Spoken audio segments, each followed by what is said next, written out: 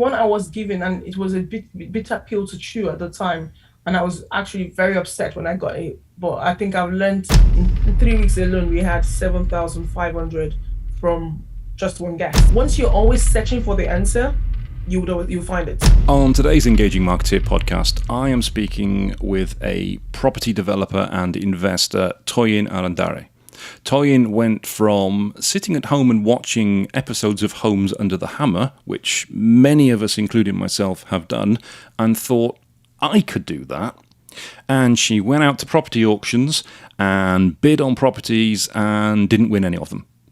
But she kept trying. She didn't give up, and she kept going, and eventually she won a property at auction.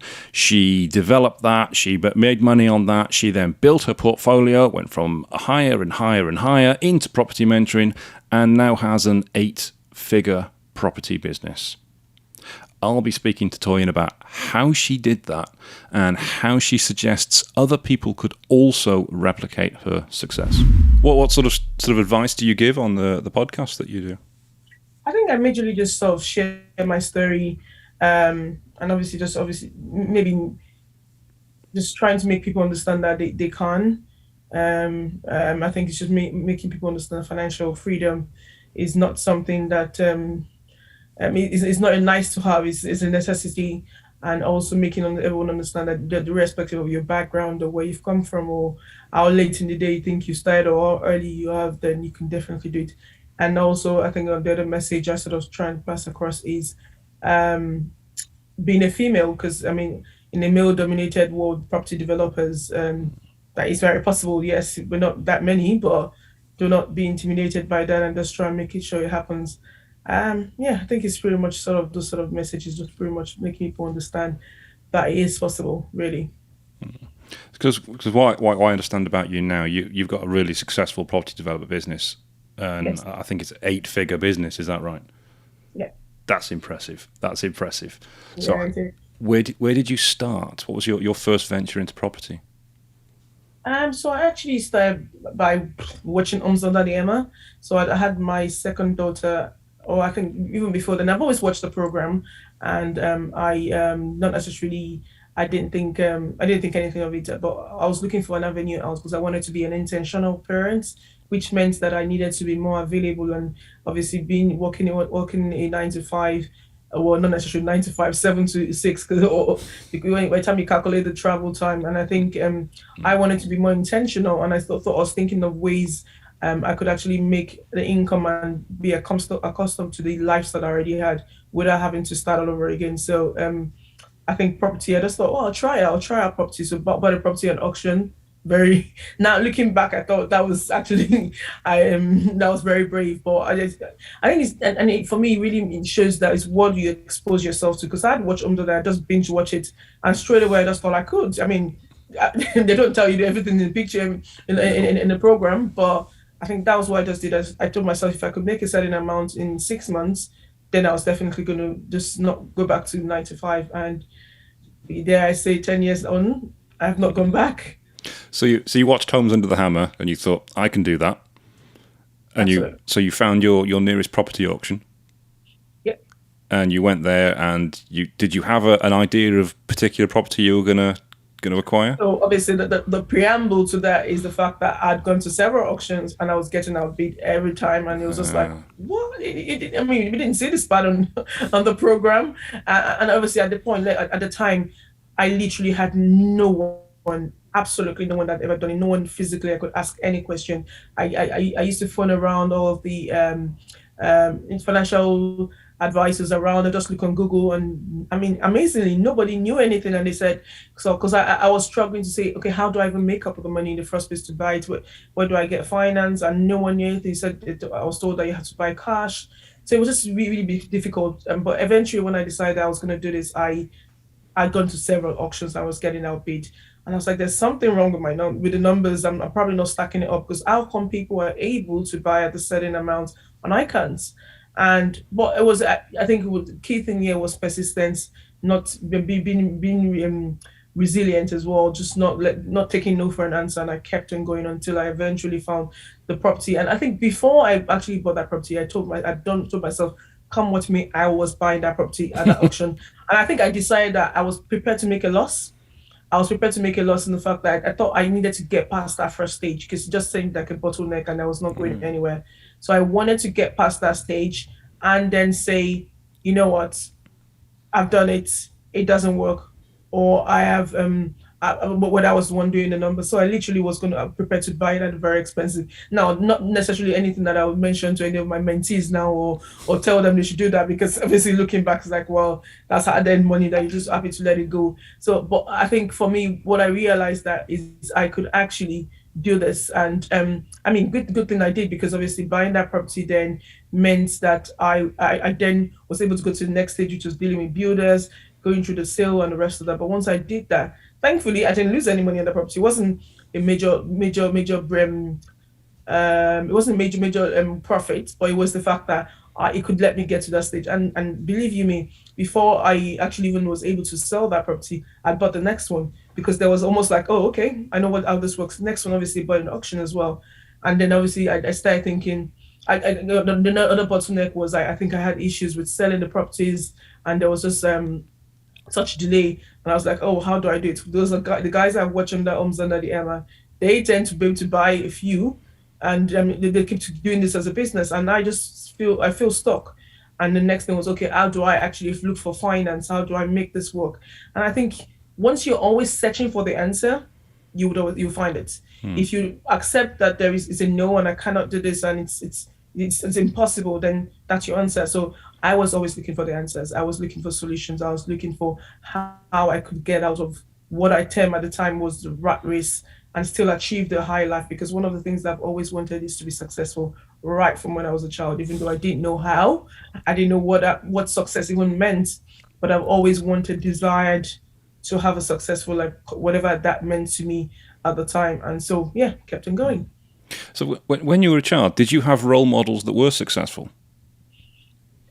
No, I mean, I'd always look up to aunties and uncles that in my mind, well, at least were more successful than my parents, as it were. I'd always looked at them. I think there's a bit of it that's I think I would say is innate. But looking back at my childhood, I never really had anyone that was directly successful and that I was looking up to.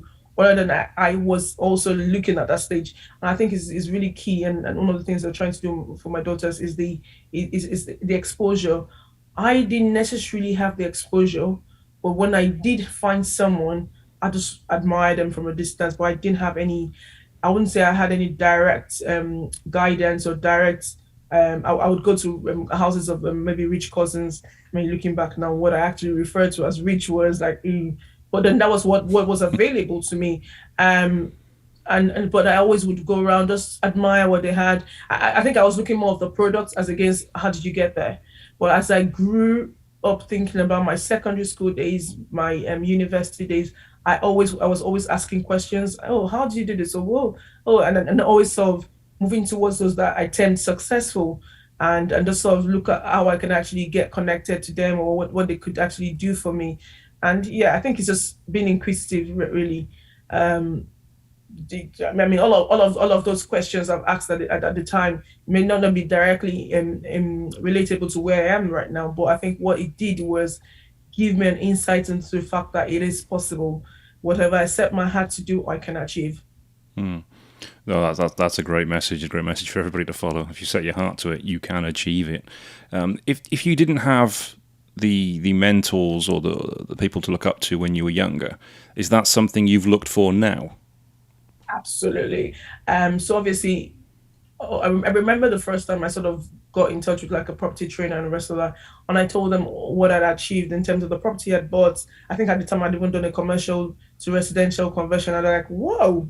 I mean, all without any knowledge and without any, I mean, property training and the rest of that. And I said to them, "Okay, but I want to come here training because I know I can only go as far as I want to, as I think I can. There comes a time that you need that." And basically like, well, I'm not quite sure we can offer you so much because obviously you've done this much. Anyway, long and short is, I got a mentor, and I actively believe in mentorship in masterminds. Now, the reason why I say so is, I mean, I am fortunate enough in the fact that I have I'm zealous, I'm also I'll say motivated as well. But there's only so far that would get me.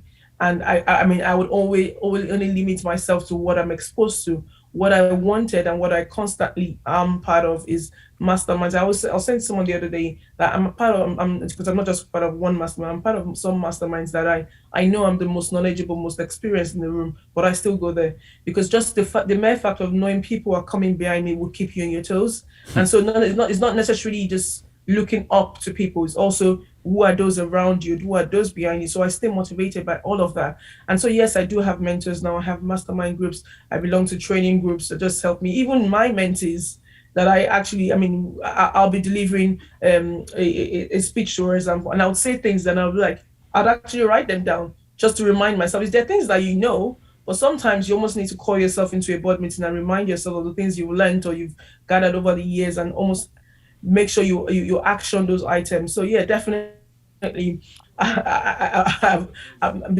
started off on my own, but I would definitely say I got here with the help of mentors, with the help of I mean, other experienced people that have been able to hold my hands and give me answers to certain questions I've not been able to set on my own. So do you think if you'd had property mentees at the beginning, you'd have done things differently?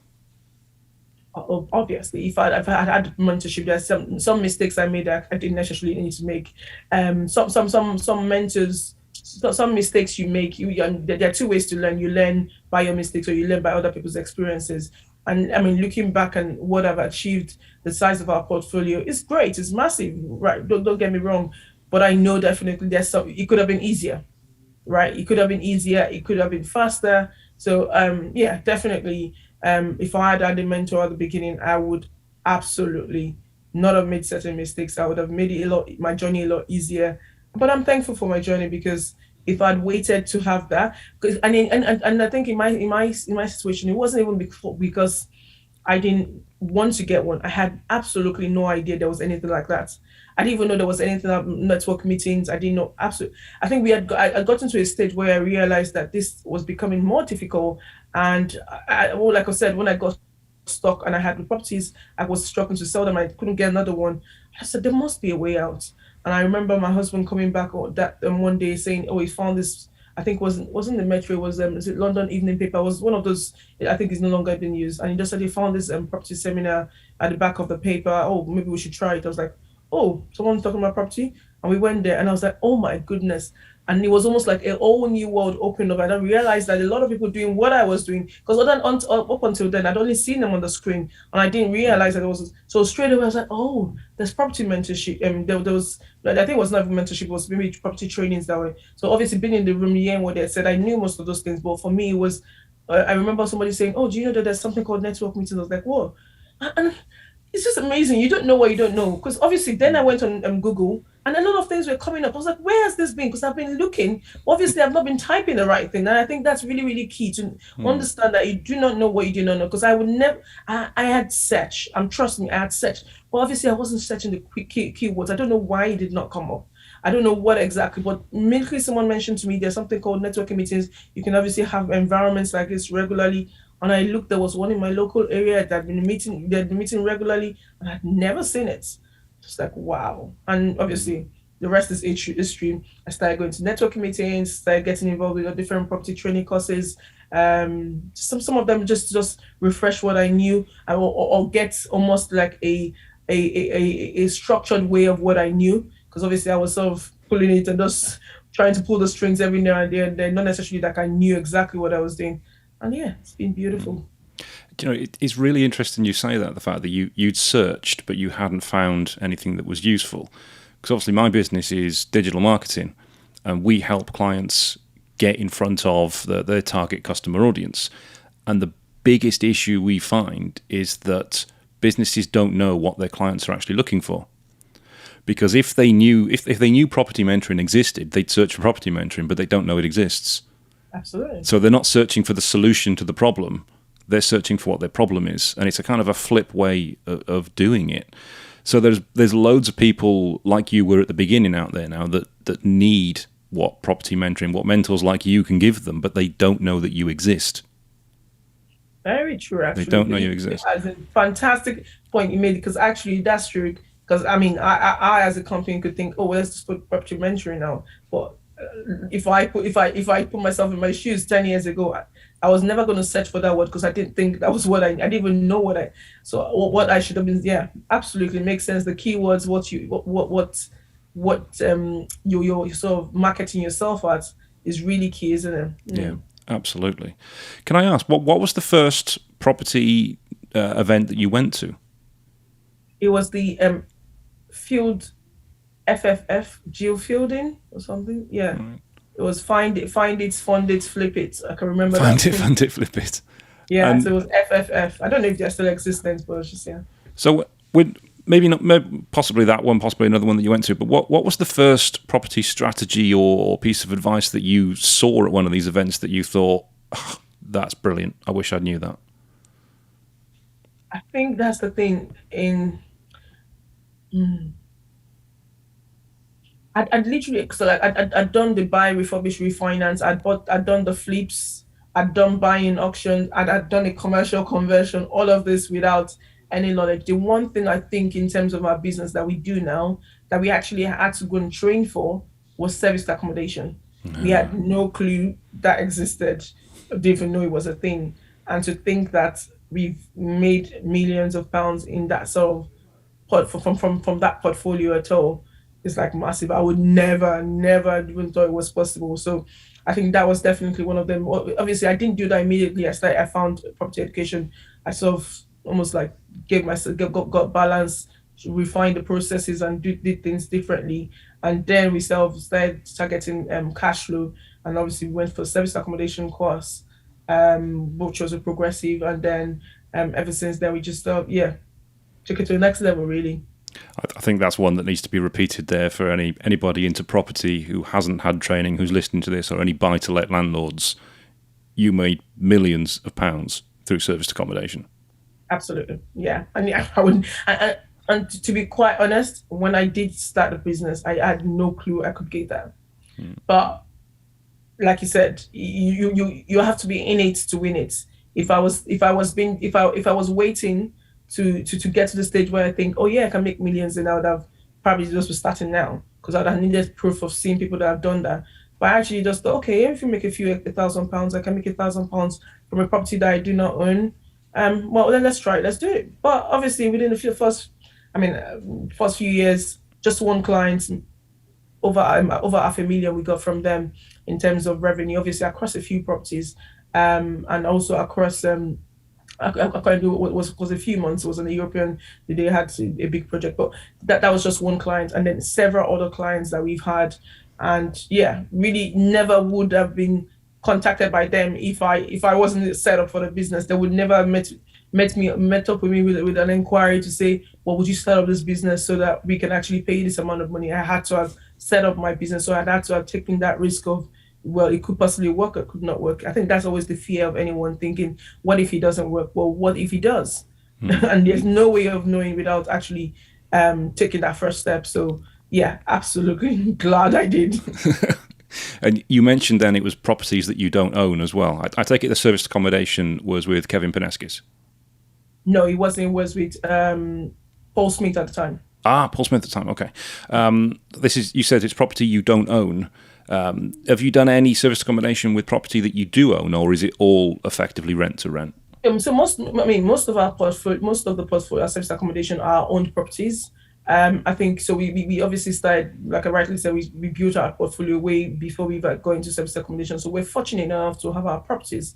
But as we started expanding, I got excited by this new idea because obviously I was one of the living proofs at the time. Again, this is a benefit of being in property. We had bought a land with a property and we knocked it down to build our house, and so we actually stayed in an hotel for about 5 months. So I was living proof that service accommodation was required, it was needed in my area because I know how difficult it was with two kids, my husband living in an hotel. It was terrible going to school. So I knew that I didn't even need anyone to tell me service accommodation worked because I had looked in the area, there was nothing, and I had actually had to stay in that uncomfortable situation. So for me, it was a no-brainer. And one of the things that also then made me know that from properties I do not own could actually be a possibility was I where I live, I didn't have a portfolio at the time. I'd already been buying my properties in better, higher cash flowing areas, and so I wanted to actually set it up in that area. So I just was in a case of contacting a few landlords and agents in the area, and I just realized actually, if I can make money off my portfolio and also be able to maximize having other people's portfolio, why do I have to stick to one? And so we currently still have it. We still have, I mean, we convert commercial buildings to block of apartments, and we use them for service accommodation in terms of our own properties. But obviously, where areas that we know that we've identified there's demand, and we do not have portfolio, and we don't have a portfolio there, or we don't have enough properties there, we still sort of do rent to rent as well. I remember when I went on my first service accommodation course. I mentioned Kevin because it was with Kevin Paneskis. That moment when you realise that a buy-to-let property that you own earns, say, for example, £800 a month. If you use it for serviced accommodation, it can earn 4, 5, 6, 7 times that Mm-hmm. without tenants. That moment was like being hit with an anvil. was Absolutely. I mean, it's amazing. One of the examples I have is a property that, I mean, the mortgage is about £1,000, so it's an expensive property. But what we did with the property, I mean, the wood normally, I mean, it's good cash flow because if you're going to do a single family let, you probably get £2,000. But in 3 weeks alone, just this last month, in 3 weeks alone, we had 7,500 from just one guest. 7,500, and we would have gotten 2,000 for the whole month. And that was not in, and the next week again we had another £3,000 booking as well for about obviously it is an expensive area, expensive, and it is summer, but it's just like, whoa, I could have had that and just get £1,000 cash flow. Now I'm talking about multiples of £1,000s extra in cash flow. It's like, why do you even bother? But obviously the balance, I always say to people is it's always good having a balanced portfolio, because we know what happened the last few years. And I know a lot of my colleagues within the service accommodation, other service accommodation operators, literally went out of the market because they didn't have their own property portfolio on single lets, for example, HMOs, or we also have commercial tenants, so they didn't have that balance portfolio. So it literally, yeah, wipe them out. So I think there is that you've got to understand that. Don't just, I mean, you can start off with one, but obviously you've got to at some point think about how do I have a balanced portfolio across, because that is where when you can start talking about wealth. multiple streams. Multiple streams. Multiple streams. That actually, you've brought that up. That was a good question. That's something I've been meaning to ask, particularly somebody who's really into serviced accommodation, as you are. How did COVID affect it? Um, Again, I think because we had been in business for a few years, it helped us because we had certain long-term stays that sort of helped the portfolio.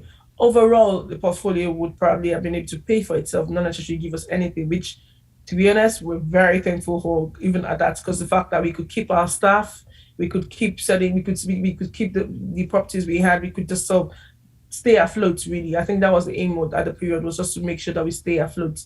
And then because we also had other properties doing other strategies, it sort of helped us stay afloat. However, the service accommodation element itself was definitely where it was hit, because we had properties that were locked up, nothing, doing nothing. Even when we had say for example requests from like NHS workers, and not just NHS, there was a name being called Key workers. key workers. Key Yeah, workers. even when we had such inquiries, some of them we couldn't actually take because we didn't have housekeeping that was available, and it was just so it was such difficult to run at that point in time. But I think it was so unsettling that I think the key thing was, as long as we can stay afloat, as long as we can keep our staff, because I mean the last thing I wanted to do to any of them was to say sorry, you've got to go. It was such a difficult time at the time. So that was our major aim.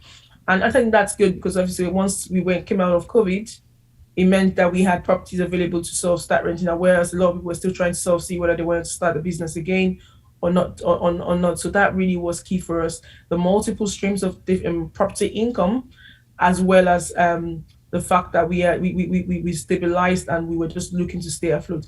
I mean, the property development side was a different story, because we had development sites that were locked up paying development finance, and if you know about that, there was no recourse, and paying tens of thousands of pounds for no income coming in was painful. It was painful. Sometimes I think I still wonder if we've totally recovered from it, but it is what it is. It wasn't expected. No matter how good in business you were, Yeah. there was only so much you could do at that period. But thankfully, we are alive. When there's life, when there's life, then you obviously can think about other opportunities, right? Yeah, absolutely. I, I've got the opinion. I mean, I obviously don't know as much about service accommodation as you do. I doubt there's many people who do. I think personally, and tell me if I'm wrong, that post COVID now, service accommodation is going to be even more popular than it was before. Because I think people wanting to go on holiday are going to be hesitant about going into hotels and having shared breakfast areas and buffet breakfasts. They're going to want their own space.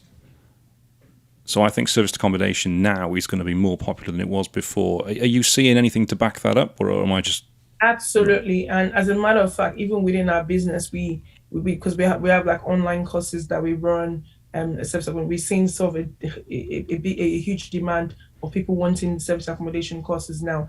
And the reason is not just post COVID. Yeah, you're right. Post COVID, what we realize is most of the inquiries we're getting where companies were looking to actually have two people in a room and a two-bedroom flat. They're actually having six people in there just by managing the space. It was literally two-bedroom apartment, two people, because everyone wanted their individual rooms, even though they were working together. So you obviously had that, and which means that they need more properties.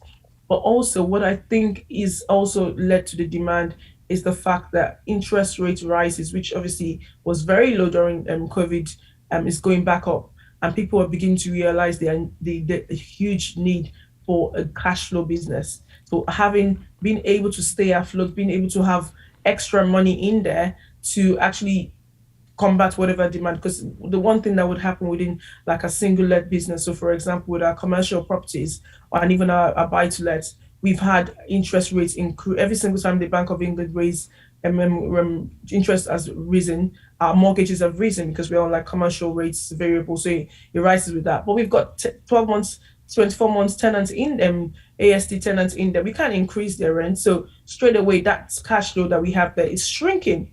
And so service accommodation is literally the way a lot of people are turning to, because you can not only do that with your existing portfolio, you can also balance that out with renting out from other landlords that are not interested or are be worried about the different fluctuations we have in the market, and they are actually looking to sort of hand over their portfolio. And so a lot of people are now realizing what is going to be key in this particular volatile market is having extra cash flow. And we all know that's what one of the major things that service accommodation gives you that extra cash flow boosts. So we as a business, we're actually looking to expand that more because we also need exactly the same thing. We're certainly seeing a lot of people talking about service accommodation more. Also maybe because of the confidence of realizing travel is back. The hospitality business is actually booming now. We've heard a lot of things that have been coming with flights being cancelled. They've not been able to keep up with the demand. So everything is sort of back to normal, and yeah, everyone's sort of looking to come in, whether new or new operators or even existing ones. People are looking to expand, and yeah, definitely think cash flow. I think cash flow is king. When I say the word, I know is that we've always said cash flow is king. It's actually really true. Cash flow is indeed king. Yeah, because cash is just dying away at the moment. It's becoming worth less and less every passing day. Yeah. It's interesting what you said there about expanding your business, because that's one of the questions I was going to ask you about what you're going for the future, what's going to be next for you. Because we work with some letting agents at the moment, and they're seeing a lot of their landlords are getting rid of their portfolio because they are single let landlords, they're buy to let landlords, and obviously they're experiencing problems with the increased mortgage payments, as you say, and they can't necessarily refinance them, or they don't want to take the risk of refinancing them. So they're offloading their properties.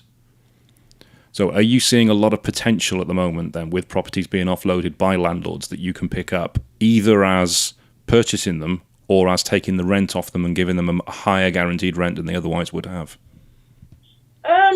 There's still it's amazing what the sort of market we are in. The market is still quite hot, and it's surprising that because you would have expected that with all the things that happen, it should be cooling down. It is cool. Sorry, it should have cooled down. It is cooling down, but not as fast. enough as everyone would have feared. A lot of my both myself and my mentees and masterminders that we have are still experiencing such competition when they go for viewings, and obviously then they realize that some of the tips that we give them is absolutely crucial because that's the only way they can actually secure the properties.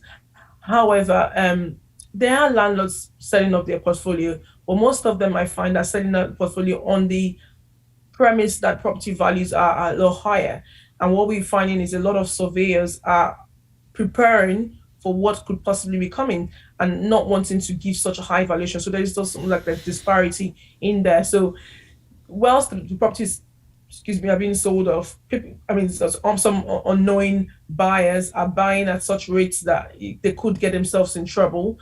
But certainly, we are seeing properties are being downvalued, and so you find a lot of properties coming back on the market. So if you're a savvy buyer and you know the tips, you know where to pick up the property. You're not just going for the properties that's just been freshly listed on the property, and the seller is still super excited on what they could possibly get because they've been told that by the estate agent. However, if you're able to snap up properties that sort of come back on market, and then the buyer is now a bit much more worried and scared that they've been on the market for a long time, depending on whatever they wanted the funds for. They're now in a situation that they would really want to take an offer.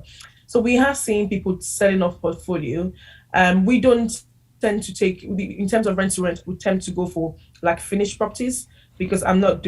I mean, I'm a developer myself. I do new builds, commercial conversions. There's no way I'm going to be going through all of that stress on someone else's property. So we tend to go for all the newly done up properties, blocks of apartments that have been sort of freshly done, or even new builds as well. And so as a part, and within our portfolio, we don't take up rent with properties that I don't know. Obviously, there might be a deal to be done there if someone was looking to upload something that needed work or whatever, we can have a conversation. But as a general rule, we sort of go for newly done properties. It's just it's just a very very funny market at the moment. I don't think you can say, oh well, I'm going out for this particular thing. You get out and it's something else entirely. Everyone doesn't. I think what I've realized is, but even the agents, everyone seems to be unsettled on what's happening. What's the next outlook? What's going to happen next? We all don't know. It's something you pointed out there. I thought, oh, that's interesting. Because that's a problem I hear a lot. You mentioned about the tips that you give your mentees when they speak to agents. Now, obviously, you mentee people in how to do serviced accommodation, so I'm not expecting you to give us the secret gold that you only give for your mentees. But when someone is talking to a letting agent about using a property for serviced accommodation, obviously it's a conversation that has to be handled very carefully. Yeah. Is there any advice you can give for people that want to do that and how to talk to the agents? Yeah, I think the first thing is I would always say is you want to sleep well at night. You want to know that what you've done, you're okay. So never get a property on a premise that it's just going to be mine, and then you stick someone else. You then use it as service accommodation. It absolutely is not worth it at all. And in terms of tips on what to do to actually get agents, I mean, unfortunately, some rookies and not those that have not actually done it properly, or I've given service accommodation operators a bad name. However, there are still lots of agents that will want to do this. So I think the key thing is making sure you can have a contact point with the agents, the estate agents, and making sure that they buy into you as a person as against the property. The property is secondary. Once the agent understands and feels that their property is well secured with you, they would fight your corner with the landlords. So a lot of times people are just thinking, oh, well, I'm just going to increase their offer. I'm just going to tell them I'm going to have a fancy website and all of that. No, they've seen all of that. I think most things is making them reassured that you as a person are looking to deliver a good service. Now, obviously, it becomes easier if you've done one or two and you have reference points to say, oh, we've worked with this agent or we've done this, and then that makes it easier. But I think when you're starting off, one of the things that I always say you should have more time. Just obviously go to the property, go and have a chat with them, and then try and get almost like a personal contact, personal relation. Sometimes even, I mean, as we guys, for example, that if you're into football, I'm not saying guys, anyone could be into football. I'm not into football. That's why I said you could obviously start talking about football, talk about something else that is besides the property, almost trying to reassure them and tell them about yourself. You start coming across about what you do, and eventually you get to the subject about the property. Now, obviously, because we've been talking and we've been talking about something else, when I've come into conversation of how I go into business or whatever, and I think at that point they're able to listen to you clearly. Now, it doesn't necessarily mean that just because they can listen to you, they've understood what you want and they've got that connection with them, uh, that they would give you the property, because the property might still not be right in terms of the landlord. But what they end up doing, and this is what every single time, is now they are going out to look for a property that would work for you, because they always would have one property within their portfolio that would be that probably is difficult to shift or something. It doesn't have the parking directly under. There was something that not sure everyone has gone. Then they would have that conversation with the landlord to say, you know what, it's been 2 weeks in the market. I think this is the concerns we're having, is a smaller room or whatever, but we have someone that's going to take it irrespective. I don't know. I mean, I'd advise you try it out. Now you try out that one property. They're rest assured that the rent comes in a longer time. They're managing the property with the agent and for the landlord. You never really call them out. I mean, most of the things you just sort it out. Trust me, what agent doesn't want to have more money and then less job? They're gonna keep looking to give you such properties. So it's about the connection, I think. So very much it's about the relationship you have with the agents and building solid relationships with the agents. Absolutely, absolutely. So do you go to networking meetings with agents and go to open days with agents? Maybe early days, not so much now. Not so much now. Again, we're not aggressively building our rent portfolio, so not so much now. But if you're starting out, is that something that's an idea to do? Yeah, absolutely. I think touching base with the agents, going into the office every now and then, just having a chat with them, looking like you said, going to network meetings with them. You just need one contact, the right contact. And once you, I mean, key things, if you have a letting agent manager, for example, and you're on first names with him, and you can actually just have a rapport there, easy peasy. They're gonna fight your corner with you. I mean, even with agents that we have currently, that we don't have any properties directly with them, we still have people, mentees or whatever, that will come to us for certain things, and we can put them in touch, and they go off our relationship, even though we're not necessarily doing it, because they know we're training people to do it. They just feel they'll be able to get that service off us, and especially if the letting agents are affiliated to some sort of buying agent, it still helps us. Again, you just see that connection, the relationship built there is actually helping in terms of actually buying properties that are run down, buying properties below market value or whatever it is. So we're able to leverage that relationship. So when you see that, when you understand that the relationship you're building on that front is helping you in every other area, then you obviously know that it's worth investing in building that relationship. Okay. And at the moment, you're also mentoring other people in how to do this. What made you want to go down that route? Yeah, I was doing it anyway. I can talk all day. I love property. And looking back, I've always loved property as a child. I've always sort of been involved in property because my father is an electrical engineer. So I'll go with on site with him. So I've always sort of loved the idea of creating something from nothing, but never necessarily knew I would find an expression of that in property. So I always love conversation about property. So whilst even when I wasn't necessarily doing it as a structured business, I was doing it anyway. I would talk hours. I mean, all of my families or introduce them to property in some way or form. Friends and family just tell them, "Oh, you can do this." Okay, aunties, everyone. So I was always constantly doing it. And I think when I realized that there was a lot of pressure for my time, and versus being able to build it, I realized I needed to create a more structured environment so that I can actually do this properly, as against just giving people the rest of me. I could actually create time and carve out time and give them the best of me at that particular time, as against just giving them tips where there. I think one of the things that came out was when I was in my mind, it was early days for me, but I got approached by someone that said, "Oh, I heard you've done fantastic things." I was like, "What are you talking about?" And I'm still very early, but he was like, "Oh, no, no, whatever you do," and literally started helping him and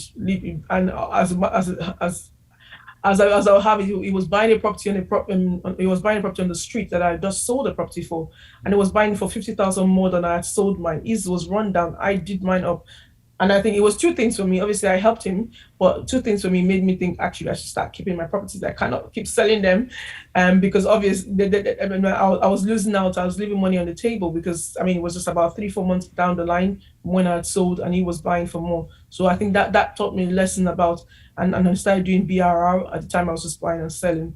So that taught me a lesson. But then also I think just someone having faith in my so-called little experience, made me realize actually I had something to give. And now I always say that your 10%, because I thought my 10%, I only had 10% at the time. Your 10% is someone else's 100%.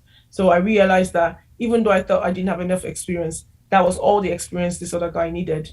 And so we eventually went into a structured environment. I mean, I started off doing like one-to-one mentorships. I still do one-to-one mentorships. But I do more of the masterminds because I can get people not only learning from me, but learning from each other as well and keeping themselves all energized. And then we just moved on from into the different aspects that we offer in terms of property tours. We do retreats, away retreats now, sort of business retreats. It's just sort of evolved based on the demand and what people have asked for. So if somebody is say a buy-to-let landlord, or they're watching Homes Under the Hammer right now and they're thinking, I could do that, what's the first step for them to get help from you? I think I offer a free 30-minute strategy session, and the reason why I do that is I want an opportunity to be able to know that I can help you, but also an opportunity for you to see what to have a chat with me, to see that I can actually deliver what I say. But also we have lots of free information online, which they can actually download and just obviously learn a bit more. Because I'm a big believer in the fact that don't just think about stuffing all the information on. You have to be an action taker. So you get access to all this information, and if you think yes, this is something for me, then straight away try and get into one of our masterminds if you're looking to buy properties, or if service accommodation is where you want to start off. I think a lot of time what I realize is people don't actually know what to do. They don't know what to take. They like the sound of everything. I just want to make money, but you need to cut it down in bite sizes. Yes, we talk about multiple streams of property income, but you need to start with one. And I always say to you, just what's going to be your one, and before you get good at really at what you do at one, you can leverage it out, get staff, outsource or whatever, and then go do the next thing. And that's how we built our multiple streams of property business. Excellent. And we can share any links that you've got for the online, the training, the downloads. We can share those links below the podcast for anybody that's interested in that. Absolutely. Absolutely. So it's not just serviced accommodation that you mentor people in. You mentor people in multiple streams as well. Yeah, absolutely. So we within our portfolio we have the single let, we have HMOs, which is our lettings. Icon range is really a four-stream business. We have the apartments, which is obviously the service accommodation, short-term accommodation. We have developments, which is where we do like new builds, commercial to residential conversion, which is one of the major ways we built our eight figures property business. But we also have letting. Sorry, the first one. We also have lettings, which is our single lets. HMO, which is also multiple occupancy, and we obviously have commercial lettings within that. And then lastly is the academy, where we do like our retreats, masterminds, mentoring, and property tours. So it's literally four streams to our business. So yeah, we do. I always say if there's a property strategy that I've not done, I know someone that's done it. And what? Well, I think your favourite one, I presume, is serviced accommodation. At some point, it was. But I think a lot of that is being leveraged to our staff. I don't deal with that on a regular basis. I do more of the developments now because I do the site finding. I'll structure the deal. I'll get our development team on sites, and then in terms of the exit options, we probably like service accommodation. I don't deal with the day-to-day operating. Like I rightly said, I've done a bit more delving into it recently, purely because I think that's going to be the next thing in terms of increasing cash flow and making sure that whatever the change, if there's a recession, we stay afloat. So I've delved back into it to sort of boost that side of the business. But in terms of the day-to-day operation, and I think that's the beauty of service accommodation, you can build that size of a business and not have to do it day to day. I mean, if that's what you choose to build it to that level. And we have a manager, we have staff that would also manage it. So I don't really need to deal with it on a day-to-day basis. And in terms of mentoring people who are just starting out on the journey with you, what sort of success stories have you had with people and helped them get to where they want to be? Yeah, absolutely. I'm constantly amazed at the number of people that have come in ourselves. It's amazing, and I never would have thought I could touch that number of people. Loads and loads people that have built six-figure businesses off what I've actually taught them. And I think the key thing with my mentees is the space of time, what they've achieved in a short period of time. So we had a mastermind on Wednesday, and one of the ladies on there said to me, said, Tony, you don't realize what you've helped me achieve. She came on our retreat in Lanaka in Cyprus in December of 2021. We are in August of 2022, and already she has 5 properties. And she was like, you don't understand. She's like, oh, I'm super stretched. I was like, yeah, you brought that upon yourself. Buying 5 properties within that space of time, using the tips that we've thought is a lot. And these are properties that have been are used as mixture of service accommodation, HMO, so huge cash flows coming from them, and being able to use like one or two lots of deposit to do it again and again. And I think some of that is like she could have been waiting years before she could achieve that. And both she and her partner still have their day jobs. Obviously, that's the next conversation we're having to say decide what you want to do, because you're going to wear yourself out thing. But it's that sort of success. So that's one. That's, I mean, another one of my mentees, actually a pharmacist, and she literally went from being in debt, and I was amazed at that, because as a pharmacist you'd have thought surely you're making enough, but because of the certain financial circumstances, she went from being in debt to building a business. And she was also at one of our retreats, and she was still obviously trying. I think the amazing thing is how she was making money and still not understanding her numbers. And Toby had to sit down. We had to say, oh, but she said, I'm making the money. What's happening? And we actually had to go through her books. And in a year, 300 and something thousand had come through our books. And she was like, she sat down and said, how did I actually build a business that was doing that much from being in debt? And it was just sort of, I was intrigued, and I'm happy for her, because not only is she manage a business that big, she wasn't even aware it was happening. She was just obviously taking day to day at a time, not wanting to look at the bank account just because of the fear of what's happened in the past. And it's things like that. You just think, obviously, this is a lot. I mean, she didn't do it in one. She didn't do it in 1 month. It does take time for things like that to build up. But it wasn't like that was what was set out. So there are loads and loads of stories of people that never really. And I think that's one of the people that I sort of attract. People that never even thought it was a thing. They didn't come out saying, I want to be a millionaire, I want to be a trillionaire. They like the idea of it, and just obviously taking steps, one step at a time, and building that, whether it's in BRR, buying, refurbishing, refinancing, whether it's single let, whether it's service accommodation. It's a mixture. I think the key thing I do with people is making you understand that you're not going to stop until you get to where you want to get to. I mean, we no matter what the resistance is, no matter what it is that the struggles you're having, we're going to push past that. And it's almost like we need to break the glass ceiling. I think, yeah, what you've said there is key. It's not going to stop until you get to where you want to be, because everybody has a different goal to where they want to be, and it's knowing where that goal is. As a final question, because I think we're just about running out of time now. What's the best piece of advice you've ever either received or given?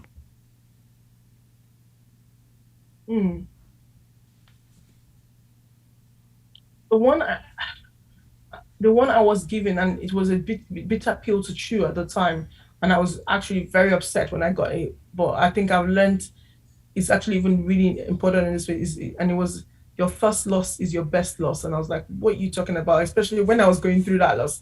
Don't you dare talk to me about that. But actually, sometimes it's really key to know when to stop flogging a dead horse and understand when you need to rejig things, when you need to get help.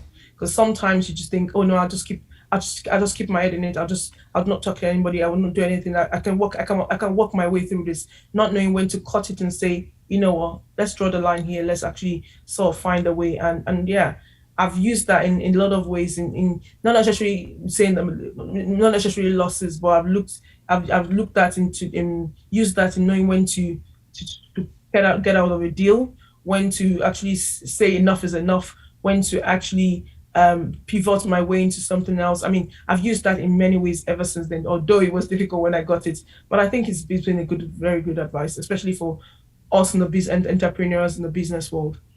That's a fabulous piece of advice. That is fabulous. The most successful companies in the world cut things when they know it's not going to work. Google is notorious for axing projects before they lose too much money on them. They cut quickly. That's a great piece of advice. Yeah, know when you're flogging a dead horse and just basically stop doing it. I love Yeah, that. absolutely, absolutely. Yeah. Thank you very much, Toyin, for joining me today and just dropping some absolute stellar advice on service accommodation and property. It's been an absolute pleasure speaking to you. Thank you so much, Darren. Really, absolutely loved it. Not even realizing that we've spent that much time, but yeah, it's been beautiful. Thank you so much. Thank you. Thank you.